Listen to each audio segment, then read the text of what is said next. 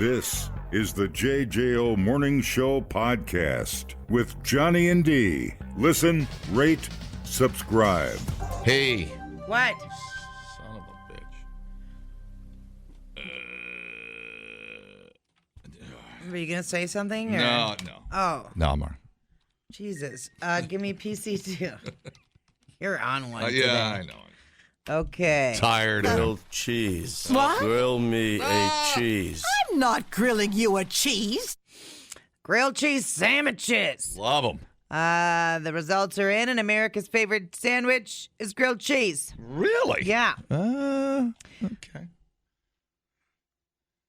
Are you going to freaking argue with it? Then conduct your own survey, asshole. I don't agree with that. Okay, fine. I don't give a crap. Well, I don't give a crap that you don't give a crap. Fine. 61% of Americans surveyed said that, yeah, grilled cheese, my favorite sandwich. But 75% of those people don't feel confident calling themselves a grilled cheese expert. Ah. They're like, but I can't make one correctly. I love them. There's but, really no wrong answer, though, yeah, with grilled cheese. I mean, you can do anything on grilled cheese. we have a chef here. He's gonna guide us, give us some tips. Oh, okay. Okay. So Chef Josh. Dude, I trust a guy named Chef Josh. Yeah, that sounds You know legit. what I'm saying? Sure.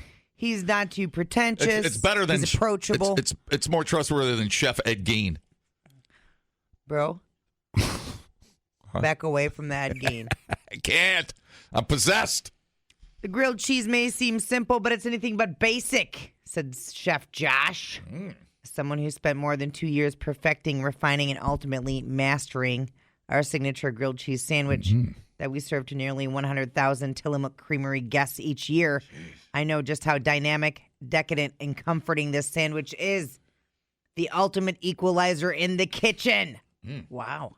My goal is to help anyone turn a humble sandwich into a golden gourmet masterpiece.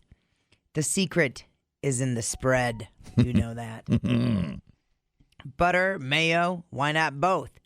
71% of Americans surveyed said buttering their bread delivers the best crisp or crunch on the outside of a grilled cheese sandwich. No doubt.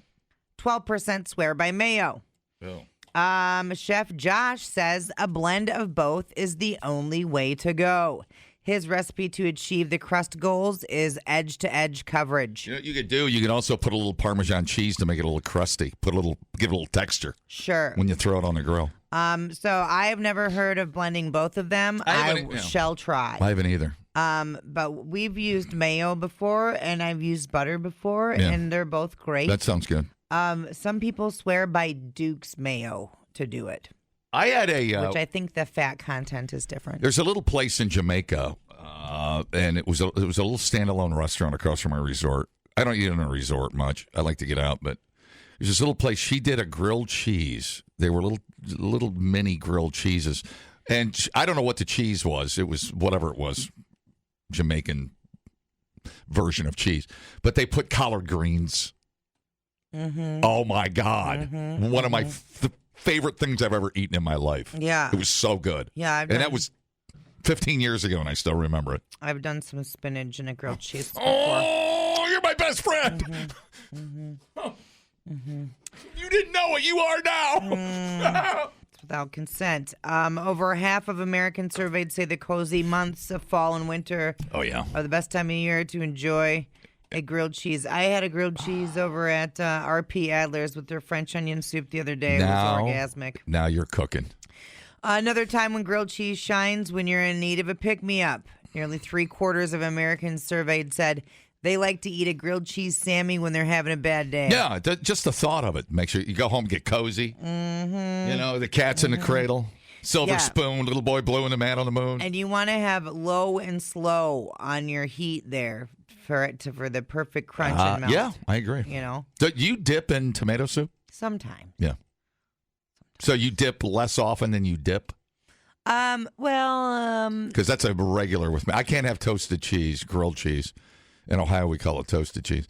I can't have a grilled cheese without dipping in tomato soup. Oh, really? It's just it's my go-to. Yeah, no. It's like a family tradition. It's fine.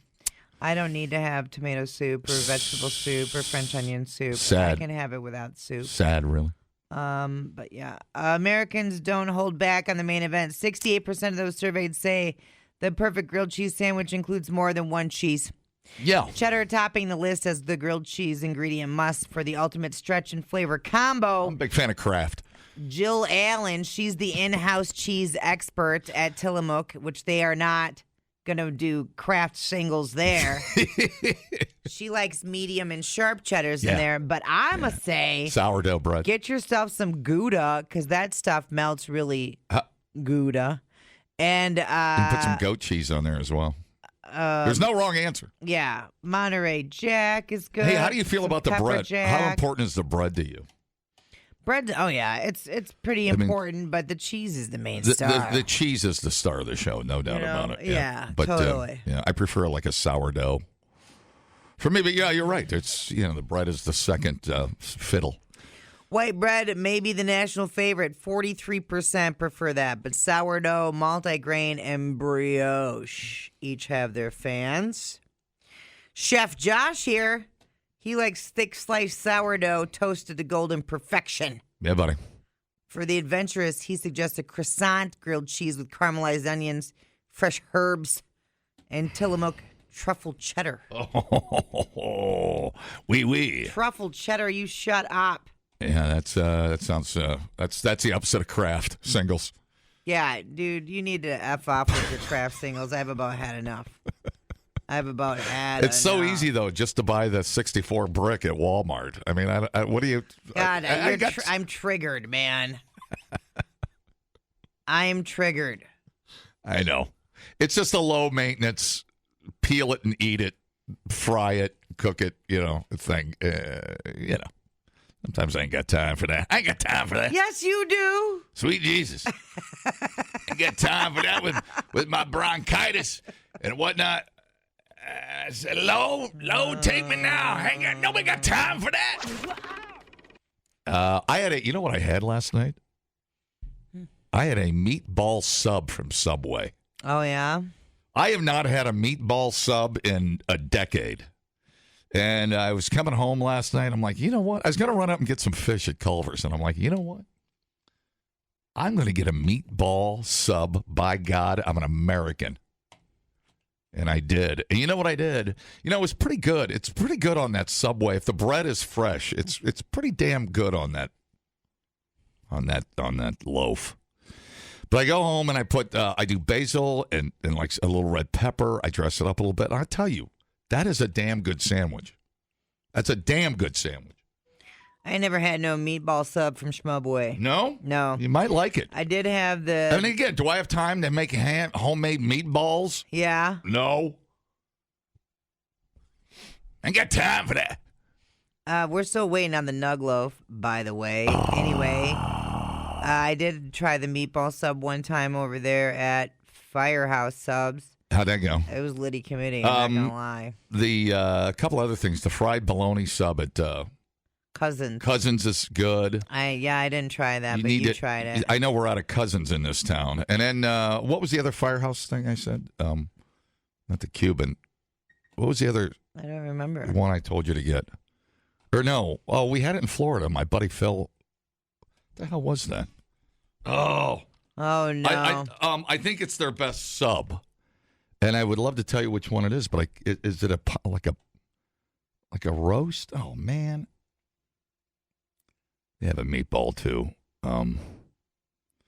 It's not the hero. I think it's the smokehouse beef and cheddar brisket. Yeah. Yeah. Dude, will you do me a favor? Will you let me buy you one of those so you know? Yeah, let's do that someday. No, I'll bring like a leftover in.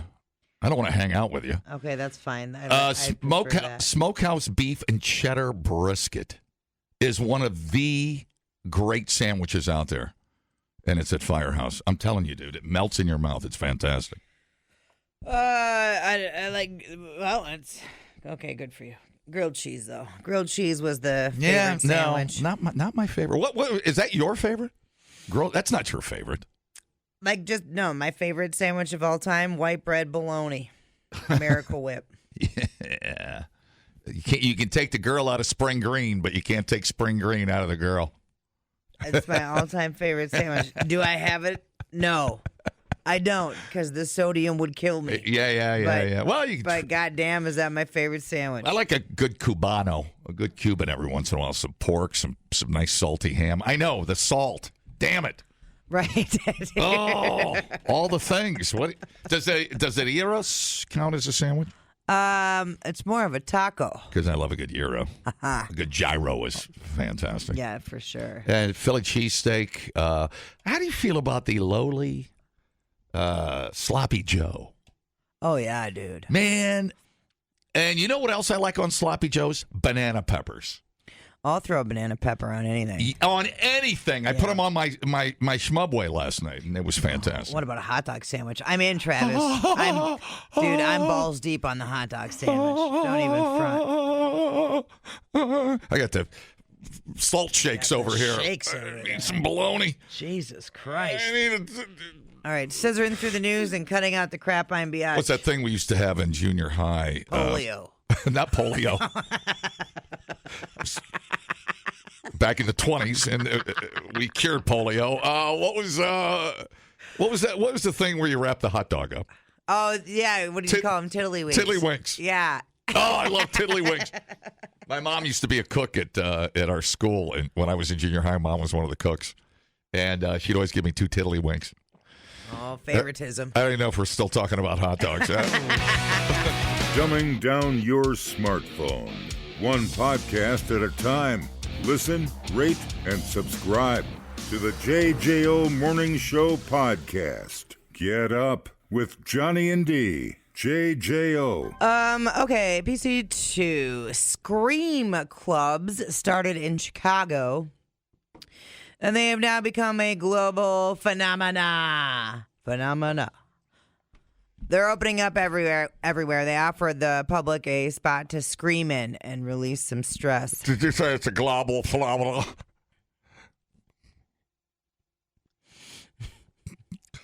God, that's cool.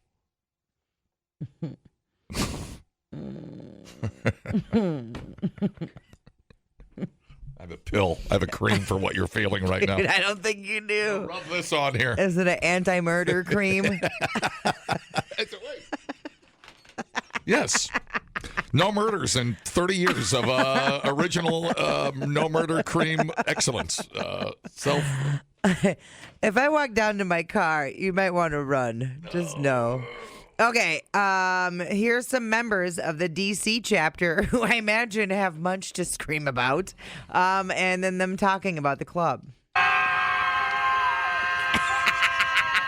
Scream Club is an opportunity to come out and be in community with other people and do a breathing exercise and a mindful reset. I have made some transitions into a new place, and it has not been going as smoothly as I would like it to go. And so I needed to get that out, I feel really good. It was such a nice release, and I feel like my chest feels better. Like the anxiety kind of goes to my chest usually, and it feels released. What the hell is this nonsense? That was the most annoying sound I've ever heard in my life. It's a scream club. I know. Do it again. Let me see if I'm still annoyed. Scream about it. Scream Club. I thought it was something with the movie and everybody was screaming at the same time or something. They get together and they scream. Oh, all right. Yeah. It's like one of those smash clubs where you go in and hit Yeah. everything with a sledgehammer Yeah. for relief, for mental relief. Oh, yeah. Crash therapy. Crash therapy, D. I'm up there on the Beltline over by Pitcher's Pub. Hi, Kevin. Oh, yeah, that's right. It's upstairs, right? I don't know if it's upstairs, but it's over that same exit. Yeah, they were a sponsor. Yeah, you can go over there and smash. Yeah, until your arms fall off. Yeah.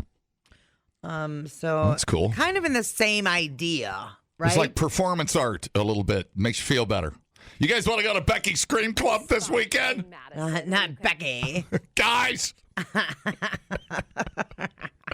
Becky hasn't been such a bitch since she started screaming at everybody. Okay, let's see. I guess, whatever. That doesn't bother me. Let's see. What is scream therapy? It would bother me if it was an outdoor club right next to the golf course. That would bother me. Yeah, I don't think they would do that, huh? Beat him with a putter. And does it relieve stress and anxiety? Yeah, and you wouldn't want to put like a scream therapy room like next to like, the cuddle house. The cuddle house. Code for we yank on anything. I don't think that's what was happening. Anyways. Everyone has different ways of coping with stressful moments. One method comes up time and time again in popular culture, and that's screaming. What you may have not realized is that screaming is actually a form of therapy for some.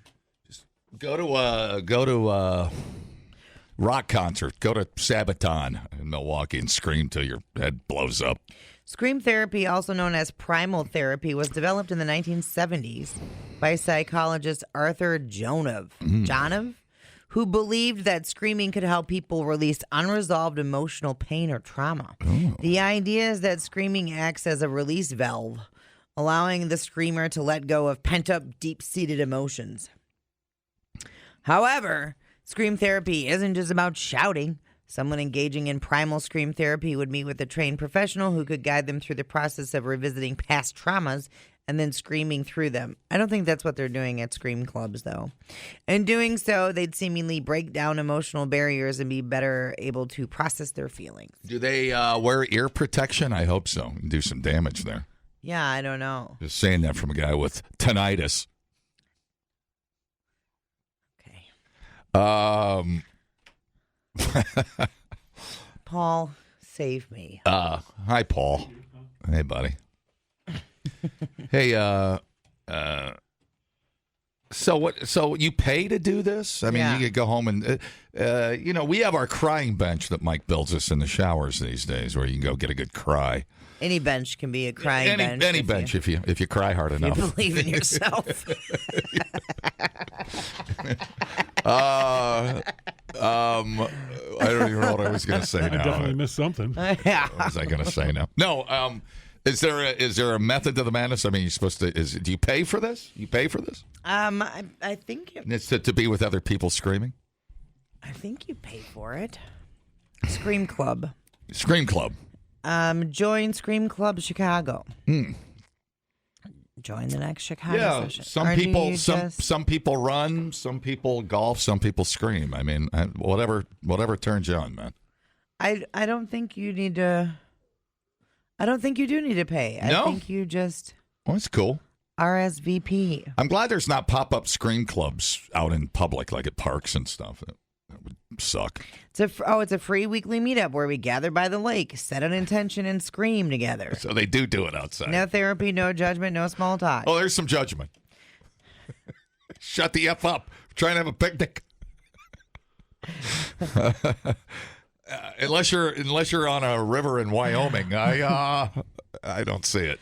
They meet at 6 p.m. sharp. Ooh. They walk out to the pier together at 6:15. There's a short grounding/intention setting, and then the group scream facing the lake. The lake is like, "What did I do?" Yeah.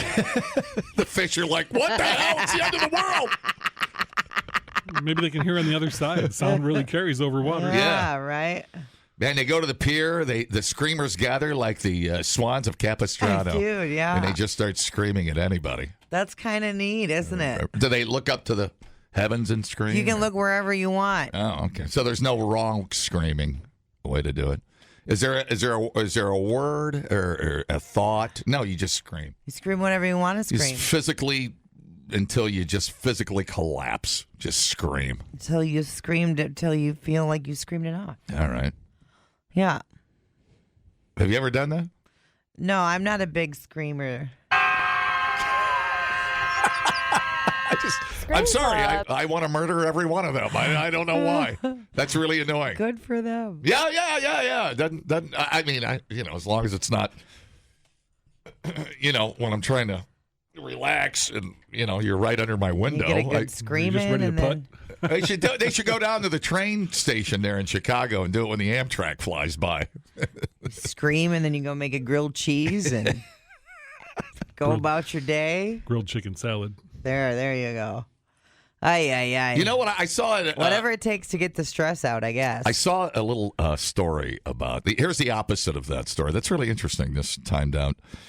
Apple has a room that they say is the quietest place on earth. Have you ever heard of this thing they have? I've heard of the quietest room on earth. It's the quietest room on earth. And it's so quiet, it's negative. It's negative quiet. And I know this sounds silly, but it's so quiet. They say people can't stand in there for more than 5 minutes because you can hear your own heartbeat. Well, the one I do, and your own breathing will drive you insane. Yeah, the one I know about is in Minneapolis at Orfield Laboratories. Right. They say it's so quiet. Well, this was in California, I think, but it's so quiet. But they say you cannot stay in the room longer. Nobody has stayed in there for longer than an hour. It will drive you slowly insane because of the lack of noise. Hear the blood rushing through your body. Yes, and your heart beating. It's true. That's what they say. I don't know whether to believe that or not. I guess that can be true. I mean, why wouldn't it? That's what it says. Yeah, and that's something. Yeah, but it's like a challenge that nobody can stay in there for longer than an hour because you just slowly your brain can't process what it's not hearing, what it's not. Well, that's hearing, what happens in sensory deprivation tanks too. Yeah, because we're so used to having some. Which I still have to go do my float. Sounds like a place that needs a good stereo. Dude, I'm gonna. That's a good segue, Paul. That is a great segue. Scissoring through the news and cutting out the crap. I'm Biatch. Here's Paul from AMS. We should all go do a float together. Yeah, that'd be kind of cool. Where do you go for that? Where do you go? To the Princeton Club? Where do you go? Jump in a pool? What do you do? Sensory? Oh, you go in a pod, right? Yeah, there's Yeah, I've seen these. You float Madison. There you go. Yeah, Float Madison. And do they play some music? No, it's sensory deprivation. Yeah. You're supposed to go in there to be alone with your thoughts. I don't need to be alone. And you're alone with your thoughts for about 15 minutes, and then it gets real weird. Well, that's what old Weenie Head has been talking about forever. Aaron Rodgers. When he goes into the quiet dark room. Yeah, you just we were start... supposed to go into Float Madison, and I lost my gift certificate. What do they got? Passive ways to replace hallucinogens?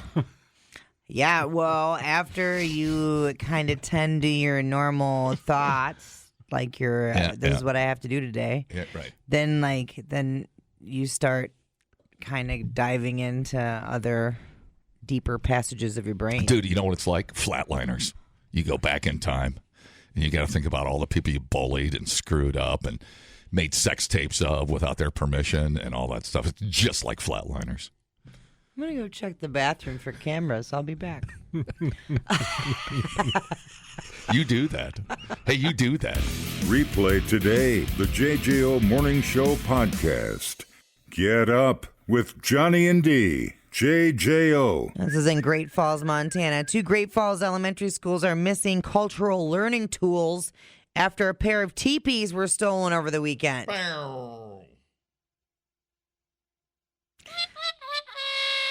Bunch of assholes. Yeah, what's that all about? 2 now? of our lodges were stolen from Loy Elementary School and Chief Joe Elementary School, denying the kids at those schools the opportunity to learn more about our indigenous people. Mm-hmm. According to the Great Falls Police Department, the theft occurred between 2 and 2:20 in the a.m. on Monday, September 29th.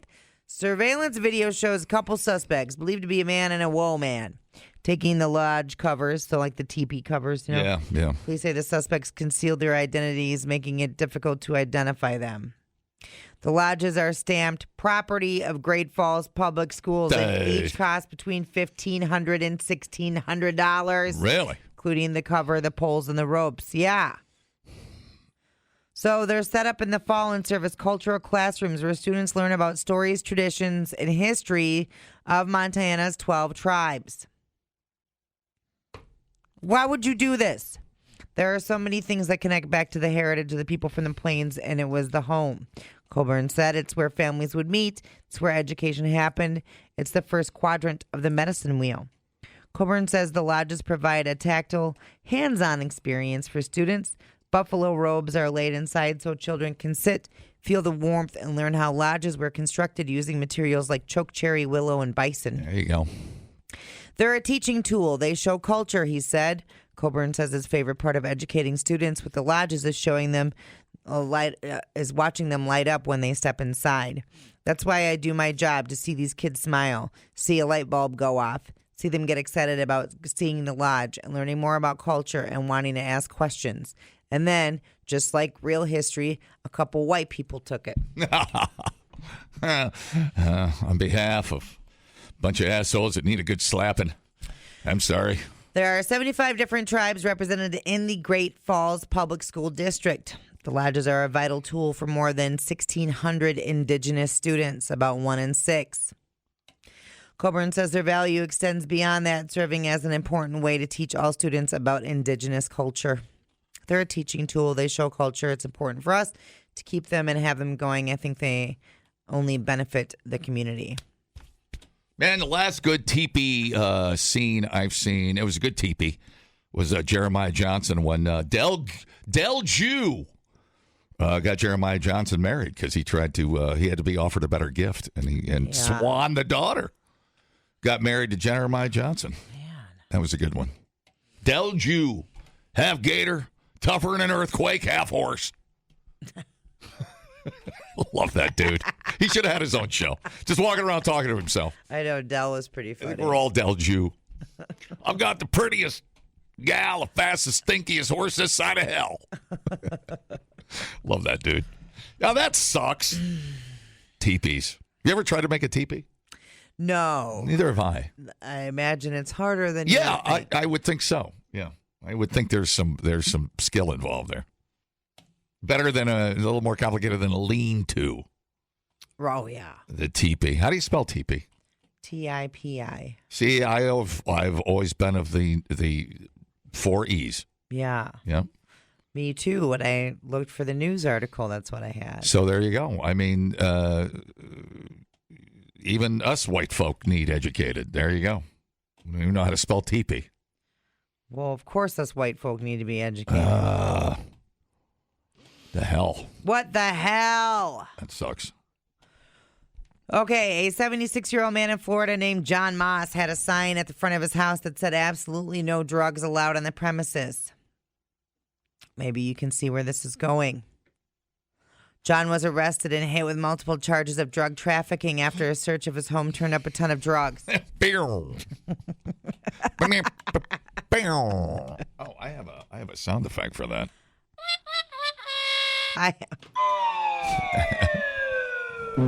No, I must one-up you with a sound effect. Oh, good for you. All right.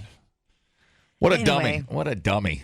He's arrested and hit with multiple charges of drug trafficking after a search of his home turned up a ton of drugs.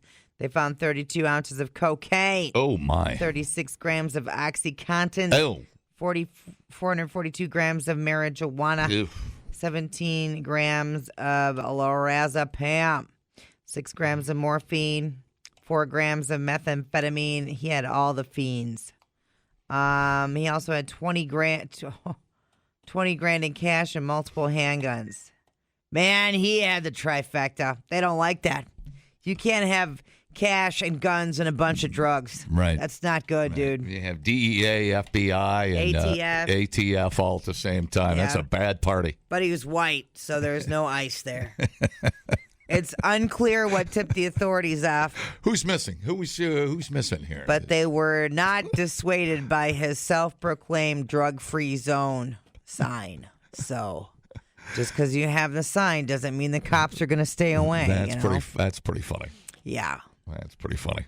Drug fees. Well, you gotta have the official sign. You know, just say no to drugs or whatever. The Nancy Reagan. The only thing that would make it better is if in his mugshot he had his Dare shirt on. Yeah, or the Dare. You know that's what I was thinking. Yeah, totally. Friggin' proud Dare parent. You got to have the official logo. You can't do a homemade sign. Spell it wrong. Yeah. No drugs here. Okay, Crayola just released results from a huge poll to find out what our favorite crayon color is. Oh, wow. What age bracket? Just humanities in general? I think it's just everybody. Oh. Is there a wrong answer? Let's see. Oh, they did break it down by age here for some of it. Okay. Let's see. Gen Zers. Is it cerulean? Is that how you say it? Don't know. I don't know how you say it. It's a sky blue color named after the Latin word for heaven. I know they have weird names for their crayons. Kind of like teal. Yeah, they've had like macaroni and cheese. I've known that, but that's for Gen Z, Millennial, Okay. and Gen X. all right. Baby boomers like a color called purple heart, Purple heart. and kids like sky blue. I'm so not surprised. This is the cerulean or whatever that all of us like, which is no surprise. Oh, it's like turquoise. Right. Yeah. Yeah. Yeah. I mean, yeah. So what's that called when you decorate like that on the ocean? That's called there's a name for it. When you decorate like that on the ocean. That color, that turquoise. What do they call it? It's not turquoise. Oh, there's another. Oh my God, I cannot think today. Today. I think sea foam. Don't they call it sea foam? Sea foam's a little lighter. Not much lighter. I do like that color. It's very. Oh, okay. Well, that is lighter. I like that color. Yeah. I don't know why. Why does psychology tell me I like that color? Well, it it's a cooling color. It's a cooling color. All right. Cool. Yeah. It's kind of relaxing. Yeah. But I do like turquoise is also my favorite stone. Ruby and turquoise. Wow. So there you go. Now you know. Which crayon tastes the best? I would have said green when I was a kid. I ate a lot of green crayons. Yeah. Now, what was your favorite color crayon? I didn't care. I always felt like white was useless.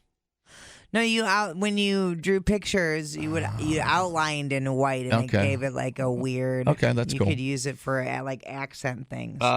Green was my favorite color as a kid. I guess that's changed to like a sienna, or like a burnt sunset red. I've had kind of cars that color. Although I've got a little car now that's like an ice blue. Yeah, that's really, really cool. What's yours? What's my car color? No, what's just your favorite color? Oh, I like that turquoise color, that cerulean. Yeah, once you see it, you're like, oh yeah. Yeah, I dig those shades big time. I'm into the greens and the blues. That's my jam. Mm-hmm. Yeah. Yeah, I think they called my paint on my spider ice. Oh, it had a weird Italian name to it, like an ice blue. Scoop or something. I can't remember what they call it. It's a cool name though. What's your favorite car color? Black. Yeah, it doesn't go out of style. I know. But you know what I just read is that black has a bad resale value. No kidding. Someone looked at the resale values of different cars after 5 years. 2 colors that kill your car's value the most are black and blue. Blue cars depreciate the most, losing an average of 27% of their value in the first 5 years, and black cars are the next at 23%. How does tan stack up for a car color? I don't know. We have a tan vehicle. The ones that retain their value the best are white cars, losing just 18% of their value in the first 5 years. Yeah. My favorite color on a car is blue, like the one I drive. Yeah. Yeah. I bought it because of its color. It doesn't have tan on here. Oh, well, doesn't even rank. Doesn't even rank. What about macaroni and cheese? How's that for resale value? High. Very high. What about Sloppy Joe Brown? Any feedback there? Sloppy Joe. Sloppy, you got a sloppy Joe. It's real sloppy for you. All right, I agree with all that. I think I'm down with all that. Yeah. We're pretty on the mark. I guess we're all the same. The JJO Morning Show podcast with Johnny and D. Listen, rate, subscribe. Catch a new show every Monday through Friday, 6 till 10 a.m. on 94.1 JJO or streaming anywhere in the JJO app. Johnny and D, nowhere but JJO.